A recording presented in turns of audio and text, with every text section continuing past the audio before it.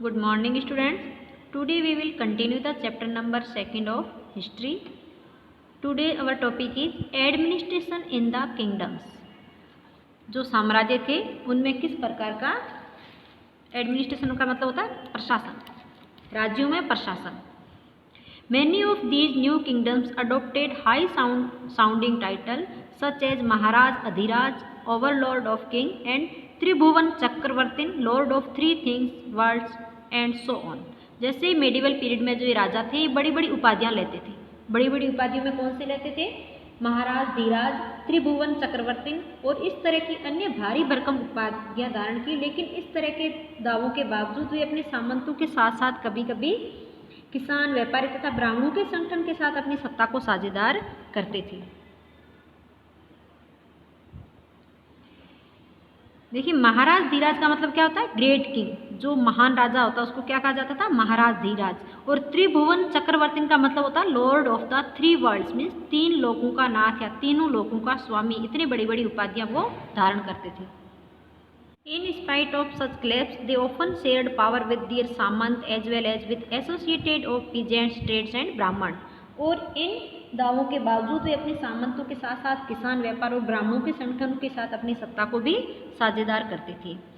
In each of these states, resources were obtained from the producer. This is peasants, cattle keepers, artisans, who were often persuaded to or compelled to surrender part of what they produced. Sometimes these were claimed as rent due to the lord who asserted that he owned the land. Revenue was also collected from traders.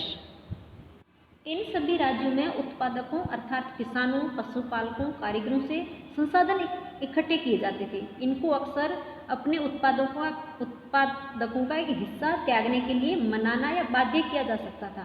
कभी कभी इस हिस्से को लगान मानकर वसूला जाता था, क्योंकि प्राप्त करने वाला भूस्वामी होने का दावा करता था.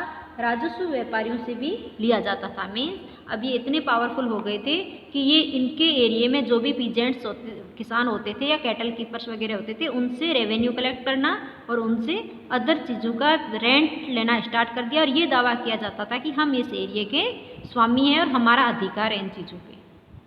यहाँ पे आपको ये इंस्क्रिप्शन दिखाई दे रहा है. इस इंस्क्रिप्शन में अर्ली टाइम में जो मेडिवल टाइम में टैक्सेस थे उनको डिस्क्राइब किया गया है. 400 टैक्सेस. इस इंस्क्रिप्शन में 400 टाइप्स के टैक्सेस दिखाए गए हैं. The inscription of the Cholas who ruled in the Tamil Nadu refer to the more than 400 terms for different kind of taxes. The most frequently mention tax is vetti, taken not in case but in from the forced labor, and kadamai or and land revenue. There were also taxed on thatching the house, the use of ladder to climb palm tree, a cash on success to family property etc. Tamil Nadu में शासन करने वाले चोल वंश के अभिलेखों में विभिन्न किस्म के करों के लिए 400 से ज़्यादा सूचक शब्द मिलते हैं. मीन्स उन्होंने 400 से ज़्यादा टैक्सेस लगा रखे थे अलग अलग प्रकार के. उनमें कौन कौन से इंक्लूड थे? देखिए, सबसे अधिक उल्लेखित कर वेटी, जो नगद की बजाय जबरन श्रम के रूप में लिया जाता था. मीन्स वेटी एक ऐसा टैक्स होता था जिसमें केस नहीं लिया जाता था, जबरदस्ती उनसे काम करवाया जाता था. मीन्स इसको बेगार टैक्स भी हम बोल सकते हैं. यानी जबरन श्रम. और कदमाई यानी कि भू राजस्व. और कदमाई एक ऐसा टैक्स होता था जिसमें रेवेन्यू कलेक्ट किया जाता था.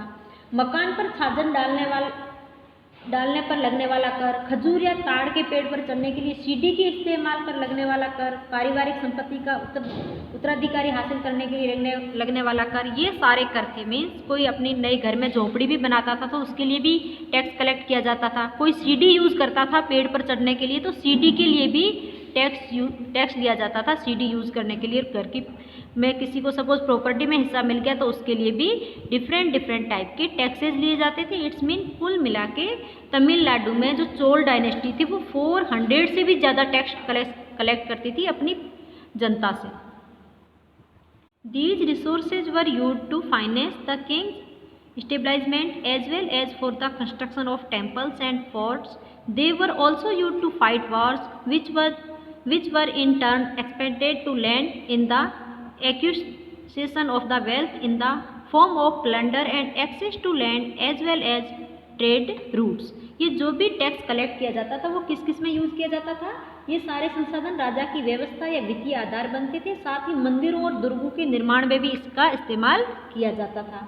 संसाधन उन युद्धों को लड़ने में भी इस्तेमाल होते थे जिनसे लूट की शक्ल में धन मिलने की तथा जमीन और व्यापारिक मार्गों के प्रयोग की संभावनाएं बनती थी। मीन्स ये जो जितना भी टैक्स कलेक्ट किया जाता था, ये रिसोर्सेज जो भी फाइनेंस रिसोर्सेज थे, वो जो राजा था वो construction of temple and fort, किले और मंदिर बनाने में और युद्ध लड़ने में और अपने अदर वर्क में इन्हीं सोर्सेज को यूज करता था।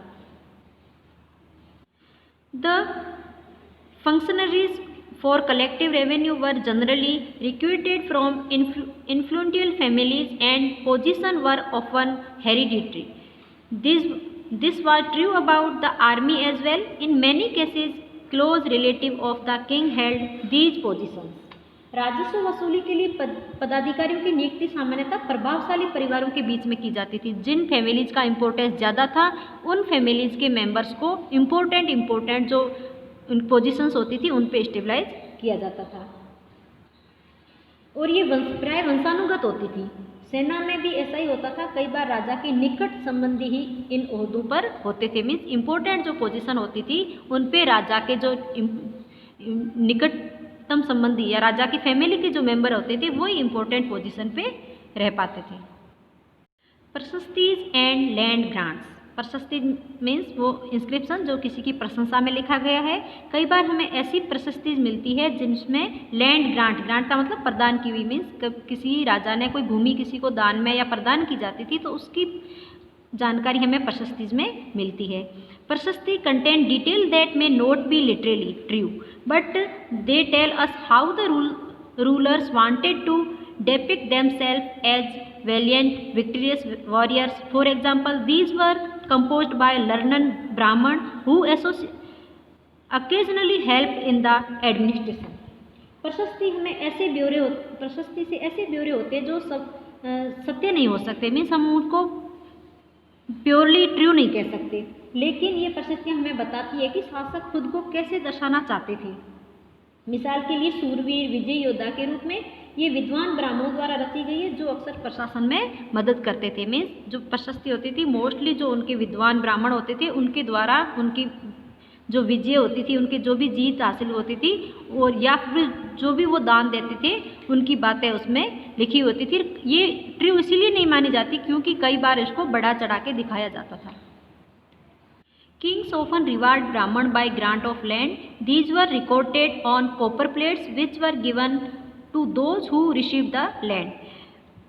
जो राजा होते थे वो ब्राह्मणों को रिवार्ड करते थे, उनको पुरस्कृत कैसे करते थे? कई बार जमीन दान में देके, मीन्स जमीन देके उन ब्राह्मणों को पुरस्कृत करते थे और वो दी हुई जमीन जो ग्रांटेड लैंड होती थी उनका रिकॉर्ड वो कॉपर प्लेट्स पे रखते थे। तो ये आपको कॉपर प्लेट्स दिखाई दे रही है यहाँ पे, ये कॉपर प्लेट्स एक प्रकार की प्रशस्ति है। इसमें वो चीज़ें लिखी हुई है जो अर्ली किंग्स ने ब्राह्मण को जो लैंड ग्रांट की, मीन्स जो जमीन दान प्रदान की, उनका इस पे ब्यौरा है। Which were given those who receive the land. ये और ये प्लेट्स उनको दी जाती थी, उन ब्राह्मणों को दी जाती थी जिनको ये भूमि प्रदान की जाती थी या जो भूमि को रिसीव करती थी।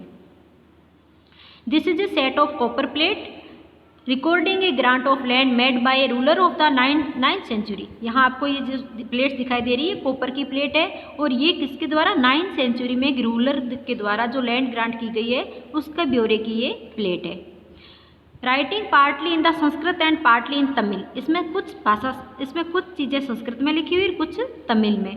The ring holding the plates together in secured with the royal seal to the indicate that this is an authentic documents. और जिसको प्लेट्स को ऊपर एक हैंडल से होल्डिंग, इनको एक ऊपर होल्ड कर रखा है और उसके ऊपर सील लगा रखी है। ये सील ये दर्शाती है कि ये एक ऑथेंटिक डॉक्यूमेंट्स है। मीन्स ये एक ऑथेंटिक प्रमाण है कि वास्तव में किसी किंग ने ये लैंड ग्रांट की थी।